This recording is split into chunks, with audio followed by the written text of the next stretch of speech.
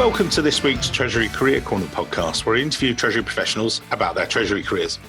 Each and every week, I talk to Treasurers about how they built their careers, where they are now, and where they see both themselves and the Treasury profession going to next. In this week's show, delighted to be joined by Hans Grundström, the Treasury Manager at Getinge Group. Founded in 1904 in Sweden, they're a leading global provider of products and systems that contribute to within healthcare and life sciences. But as always, I'll get Hans to describe that a little bit later in the show. You know, the massive company, head office located in Sweden, but he's actually based, as you'll see, he hasn't got quite the Swedish accent you might expect, a bit more Irish brogue in there.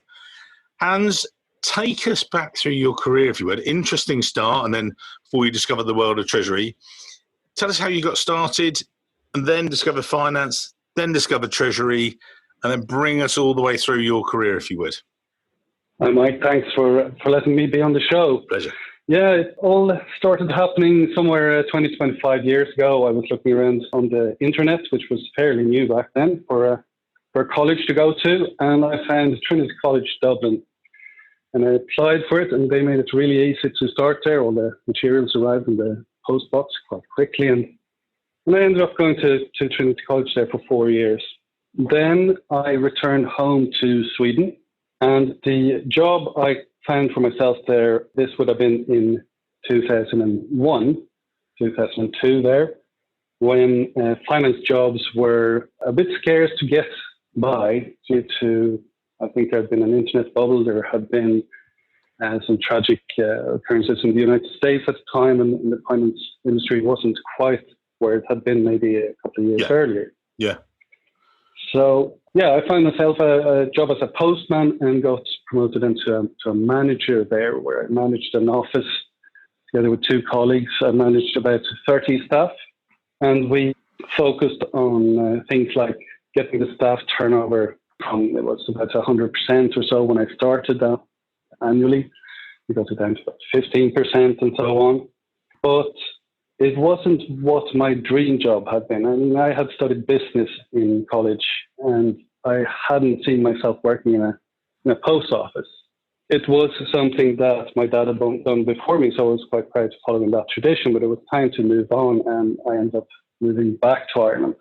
And in Ireland, then I found a job first in Accenture doing accounts receivables, which was very gratifying, actually, talking to people of different levels in the client's organizations and talking to them about not just invoices, but you get a wonderful opportunity to talk to people about a little bit of this and that and ask them questions. And generally, it was a job I quite enjoyed. Then Citibank came in with an offer for another role. And I assumed that this was a team leader role, a management role, because let's face it, I didn't have much financial background. So I looked at that job spec there, and I started in Citibank. And in a couple of weeks, I realized that, in fact, the job spec that I'd gotten was wrong, and the job that I had gotten was quite different from what I expected it to be. It was still a very interesting job, though. I was working with their product, WordLink. We were moving one of their offices from the United States over to Dublin. So we were learning how that product worked, which was a check product. I, at that time, didn't think that checks really existed anymore. I thought, being European, being from Sweden, in fact, right? I probably had only seen a check once or twice in my life before. Yeah. And I thought that they were on their way out. But I learned differently. And I learned the uses you can get out of a check as well. And what a great tool they can be for today, for a treasury. You can do things with them for payrolls in difficult locations. And you have all these solutions for making payments without having an account in certain countries and so on. I remember actually myself, sorry to just jump in, but I just remember similarly, coming from the UK, okay, checks were still here, but they were on their way out. And as you say, back in 2006 and things like that. But I remember being at the AFP conference in the US and them being sort of e-checks, but they weren't. They were actually, you just sent them to it and then they scanned them on fax machines and stuff like that. And I was like, does that really still happen? But exactly as you say, then when got to understand it, they said, well, this country doesn't really have a banking system, or it's in its infancy. So it's much more fraud resistant than cash. And it was just, okay. And it was just sort of that promissory note sort of thing. But as you say, it sounds like, because again, just for the listeners, at that stage, you made that move from Accenture, but actually you joined Citibank. But talk us through that. So that was your first bit there, sort of a slightly unusual move because it was a different job to the one you thought you were in. But then how did your career develop from there at Citi? It really took off then when I ran into one of your friends, I believe, Andrew Bishop, yes, who worked in the Treasury Solutions Group. Who will be on the show sometime. If you're listening, Bishop, you're going to be on the show one day. I'll get you on here. You'll be great. But Hans is here now, so you got there first. I'll tell all the good stories and I'll leave you with the rest. Yeah, lovely. But he gave me a chance to work in the Treasury Solutions Group, which was an outsourced treasury operation. Citi was offering its clients to do their treasury for them. You would agree on the scope of what was to be executed under what rules. It was very rigidly documented what you could and could not do. And that, I must say, I still today wish that I was back there. It closed back in 2008, 2009. It was one of the first victims of the financial crash, as I believe Citi was trying to limit their risk, I think. But what was great about this place was that you got to play with all the toys. You got to play with the multilateral netting, you got to play with bonds, you got to play with online banking, whatever there is that Citi offers, and let's face it, they offer most of it. Some clients, one or another, would have signed up for it, and you were eventually put on it to operate it and deal with it for them. I also loved it because you got to meet so many different clients and see how they did things so differently. Hans, can you explain what a treasury manager at the Treasury Solutions Group did? Because as I understand it, big global corporations would say, actually, you act as our treasury for that region, for so maybe Caterpillar or everything else. So what was the offering to the corporations, and then what did you do, again, for the listeners? Okay, let's think of it as things that we might be able to build into an unattended robots with RPA today. It would be things where you could set a rule, let's say an FX deal determination, to operate your hedging program. You've already sat down at your table, you've decided what the principles for your hedging program is going to be and what parameters will trigger a deal to be put in place. We wouldn't set those parameters. We wouldn't do the thinking of the principles or the policy. What we would do is once you have that and you document it, we would execute upon it. Same thing would go for a netting operation. A netting operation is complex to set up the first time you run it, but after that, it's fairly standardized work. And you do it month on month. You still need to do some FX deals. You need to do some reconciliations, and you need to do some settlements to make that thing work. And we would do that kind of work. We would do the thing that is repetitive, documentable, and that gets the treasury to run. And that leaves the treasurer and the treasury managers that are the retained staff to focus on value-adding stuff instead of focusing on operations.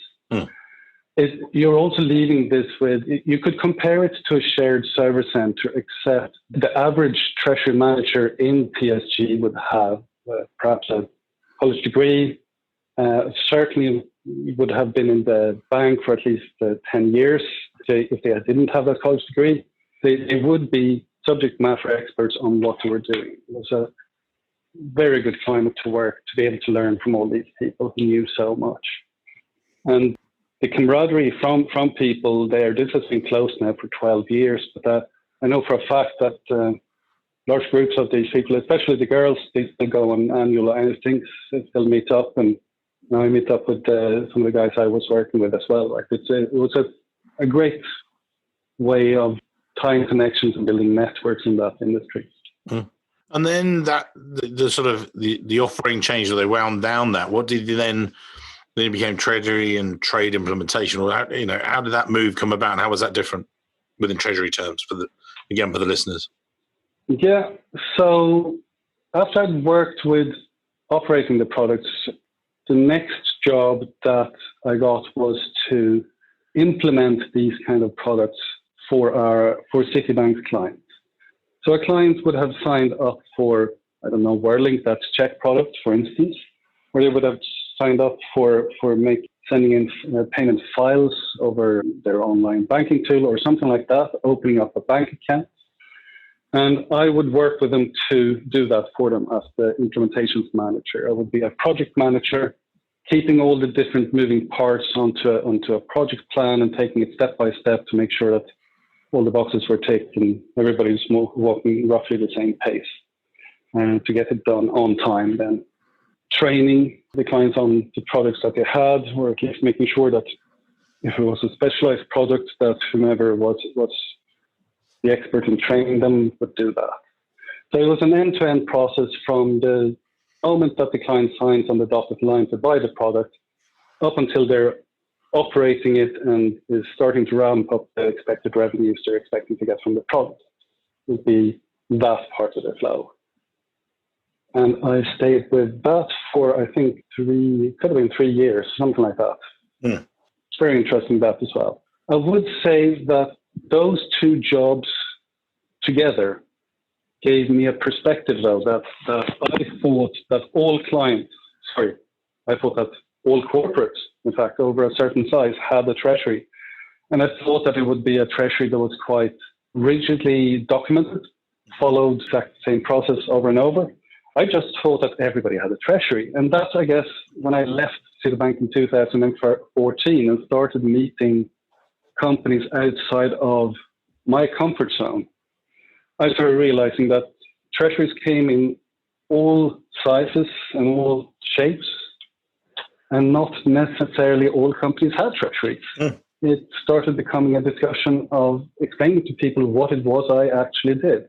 I had lived in my little bubble there thinking that everybody knew what the treasurer did. In fact, I'd just been living among treasurers and treasury implementation managers for the best part of a decade. Mm. So it was a wake-up call, certainly, when I joined Getinge. Getinge has had a treasury here now for a long, long time, and it's a fairly sophisticated treasury, currently about 8 people. I'll start by saying a few words about what it is we do, what products we prepared as a group, which Getinge is a company of about 10,000 employees. We have staff in about 40 countries, and we sell into around 130 countries around the world. Mm. 50% of our revenue is in the United States, 30% in Europe, and 20% in Asia. Our product portfolio is things you would see inside of an operating table. Sorry, operating room. So you would, in fact, see an operating table. You would see that fancy lamp that stands behind the doctor with many different bulbs in it, which is specially designed to make sure that the doctor doesn't, or surgeon, in fact, doesn't cast any shadow.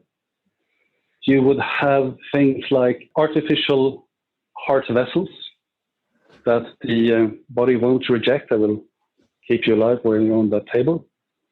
Machines that make you breathe, and machines that clean up the tools and equipment that has been used during the operation so that it can be used safely again in the future. It's a wide range of products, and we're market leaders in things like the operating tables and lamps. And so given that you're literally, 135, so everywhere, basically. It's crazy, the product, literally wherever you have operations, you have your product from the sounds of it. What's that like in, international terms, and how is then the treasury structured around that? So the most of our transactions, and it comes down to payments, most of what we look at on a day-to-day basis is payments. We pay ourselves more than we pay people outside of the company. We make about 50,000 payments internally every month. And we make about 30,000 payments to external parties every month. So one of the first products that we implemented was the multilateral netting. And for many years, we had a very good relationship with one of our banks, Handelsbanken, a trusted partner, who built a netting system for us. It was a great system. Unfortunately, they discontinued that product about 4 years ago. And we changed to co-process netting, which is based in Switzerland, which, again, I must say is a very good product, and you get excellent service from them. Yeah, so we've done the internal payments. We've focused on that very much. And to that, we've then tied our hedging process to the internal payments. So we've been looking at our netting flows to figure out exactly how much should we net now and 18 months into the future. And with that, your role as a treasury professional, we talked before the show about automation, and we actually met. We were at the Treasury 360 conference in Sweden. I'd seen Hans present. I thought it was a great presentation. Can you just talk through maybe how that treasury transformation and the automation piece? Because a lot of people say, technology and it's advancing and stuff, but we said it works hand in hand and helps make your job that much simpler. And you've got these incredible number of transactions. Can you just describe that again, what you see that people listening should be thinking about? Absolutely. So since we'd already successfully centralized the internal payments, we started looking at the external payments. We started looking at a payment factory, and we started looking at an in-house bank.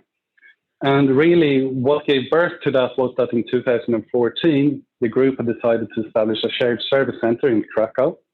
And we wanted to give our shared service center the tool to centralize or uniform the way our rather diversified company was making their payments.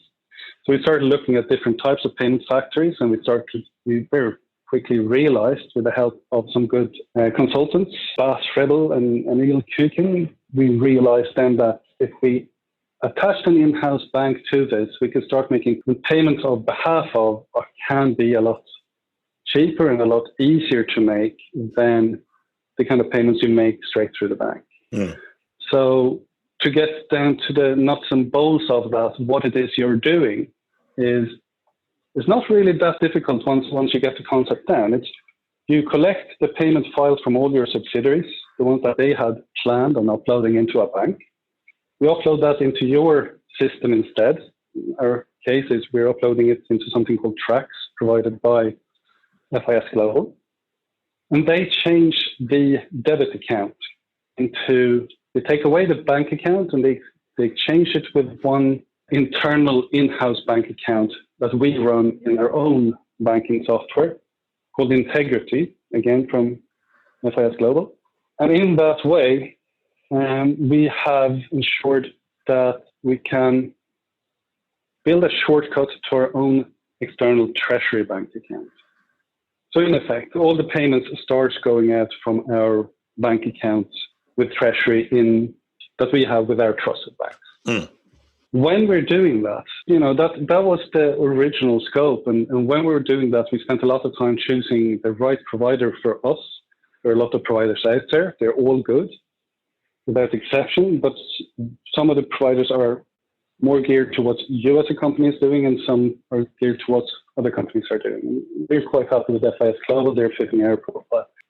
So we have made our selection for the systems we were going with, and the infrastructure was generally in place, when all of a sudden I wouldn't say brand new technologies burst onto the scene, but certainly two technologies came to maturation at the same time. And I'm talking about robotic process automation, RPA, and about Swift GPI.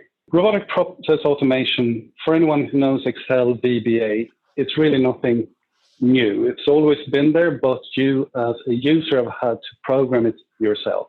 Right. Some people have that. They have the knack. They can go onto Google and they can learn a few lines of that overnight. But most people don't have that.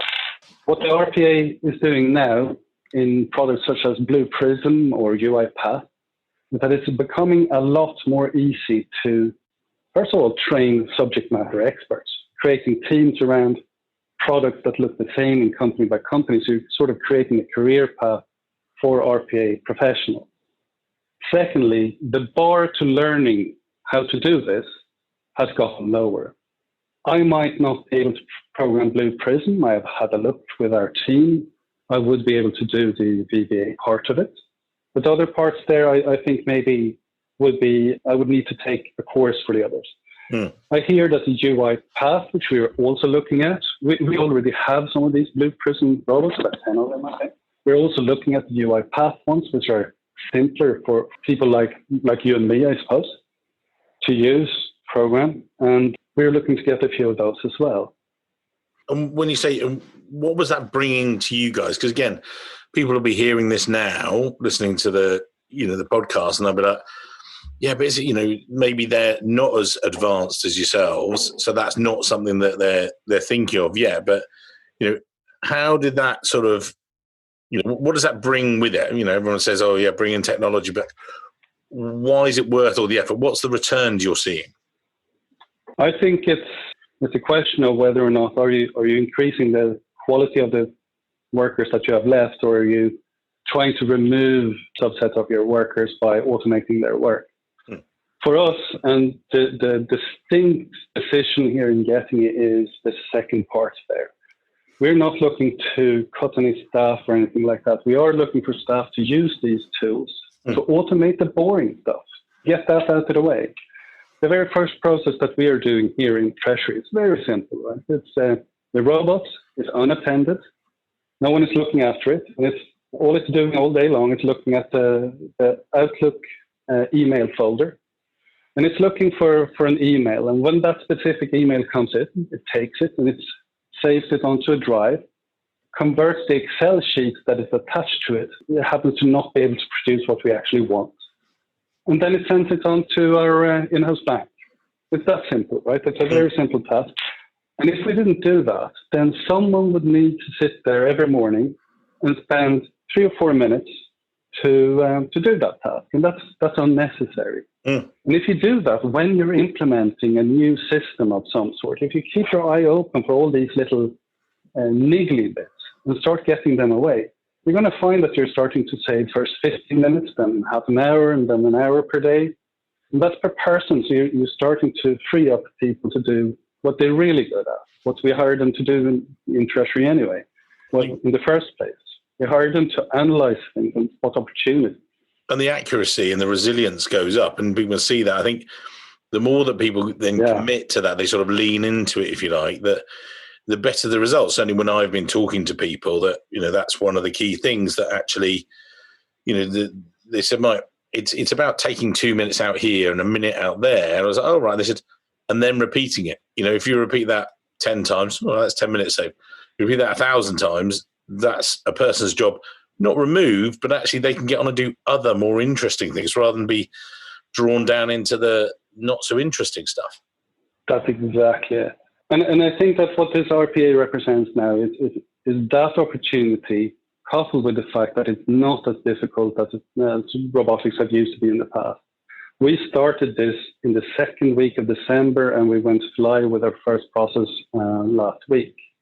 That's a very short span of going from we haven't thought of this to we now have implemented our first process. I would highly recommend anyone to start looking into this, even if they think that this isn't for them. I think this is something that can elevate Treasury, as well as various teams that Treasury work with, accounts receivables, accounts payables. Those kinds of teams can have a lot of use from this as well. And where do you see, when you see it before we get towards the end, but of the show, but where do you see it going next, and where do you see your role developing and growing? What's happening for you? So at the moment we are in the middle of setting up our in-house bank and payment factory. Fairly long days and trying to get this thing to fly. The next step of this, once we've gotten the technological framework, and this has already started now, but the next step is to tie it in together with the key fundamental questions of why we're here in Treasury anyway, to make sure that the in-house bank plays ball with our hedging policy, that the hedging policy is right for us, and that the capital structure is what it should be, that the decisions on what capital structure we should have and so forth is somehow at least a little bit automated and making that easier. Getting working capital to work that into these solutions as well. So it's going to go from a very technical point and going back to the more Treasury, the real Treasury stuff that I've had to neglect for a little while now, while I've been focusing on the technical detail. And what's real Treasury I'll be honest, stuff? I'm quite looking forward to real Treasury stuff. Yeah. Oh, I don't know.